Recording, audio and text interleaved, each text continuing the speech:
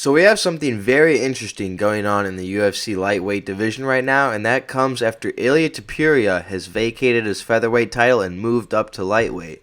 It's very weird because you would think Ilia would get the immediate title shot at Islam Makhachev, but then you have another camp of people who think he's only had one title defense, he doesn't deserve a title shot immediately, and then he has to fight a contender. And when Dana White dropped that Instagram live last week with all those news and he announced Ilia moving up to lightweight, he did not announce that Ilia Topuria was fighting Islam Makhachev, which made me think that they're looking at him fighting a contender first, because if they already had that match made, they would have said that. And I told you guys exactly that in my previous video, and Dana White said exactly that same thing. Ilia moving up to lightweight, vacating the title. You weren't able to announce it then, but is it safe to say that Ilia Islam is the fight that we're sort of working towards, or could he be fighting? There's still other possibilities, so there's a lot of going on right now. Yeah. Otherwise, I would have said. Did he vacate the belt? Alright, and then Dana just talks about how he wasn't forced to vacate the belt and he chose to do that, which shout out to Ilia for that. Ariel originally reported and everyone else was saying that Ilia going up to lightweight means that he's immediately fighting Islam. While I stood on my ground and I said that is not exactly the case, that hopefully is the case. You know, I was originally of the camp thinking that Ilia Topuria should keep fighting at featherweight, beat Diego, and beat Mavsar, and then you could move up. But if he's already going to move up, I say we might as well make the fight with him and Islam and then have Islam move up, because I still think Islam is going to move up to 170 eventually. And if we have, this is potentially the only chance to have Islam Makhachev fight Ilia Topuria, I think we need to make it happen now. And it would be a crazy fumble if the UFC let this slide. But Ariel Helwani has an interesting take on what this could mean. Prefer to live in a world where Belal Muhammad isn't their welterweight champion.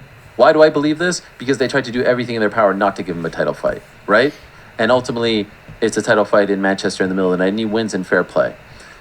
I believe they would prefer if either Jack Della wins or if Islam goes up to fight Belal at 170. And then everyone's happy. Islam gets his second title fight, which he's been asking for. But remember, Islam won't fight Belal. Belal won't fight Islam. That's why I say the JDM fight. You're able to satisfy that need. He's been asking for this. And then you could do Charles versus Ilia. And now everyone wins. You don't break a promise to Charles. Ilia gets his title fight upon leaving the 145-pound division. Islam gets his 170-pound title fight. He gets to be a two-weight world champion, and everyone wins.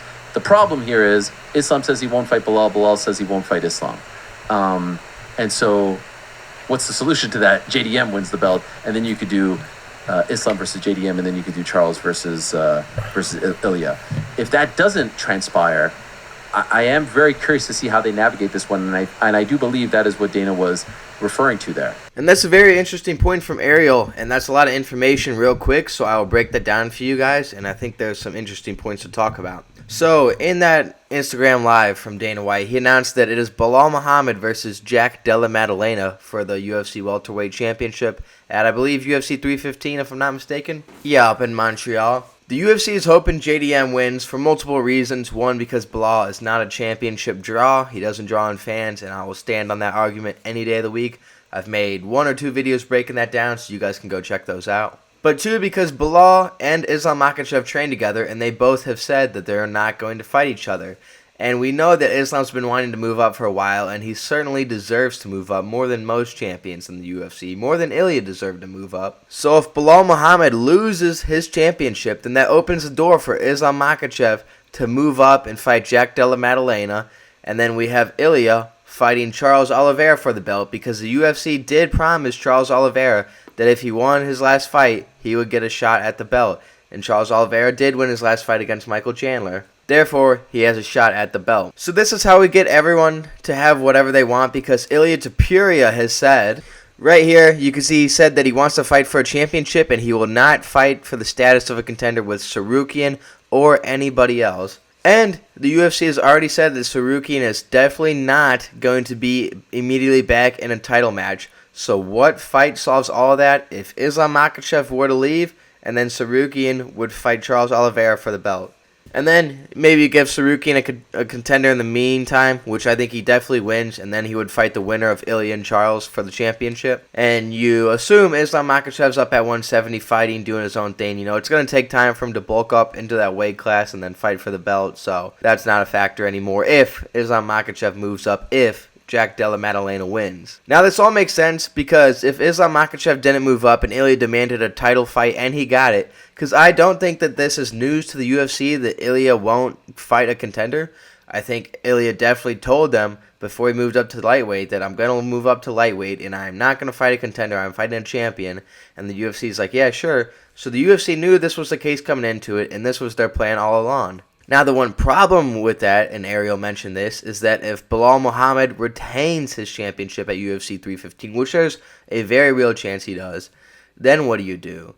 Belal has said that he would move up to 185 to vacate the title for Makhachev if he wanted to move up. That would fix this solution, which would be an interesting way to go. I don't even know if Belal gets an immediate title shot or not, since he will have only had one title defense, but that'll just be up to the UFC and up to the middleweight division at time. A Khamzat versus Belal match would actually be pretty interesting to watch, assuming that Khamzat Chimaev beats Dricus du Plessis. But that is the confusing logjam we have in the lightweight division now, is that Ilia is demanding that he will fight for the championship, and they're waiting to see if JDM can beat Belal Muhammad. And the UFC is praying that this happens, because if this does happen, this clears up everything. There's a clear path ahead. But if it doesn't, that's where stuff gets tricky. You're going to have to break a promise to someone.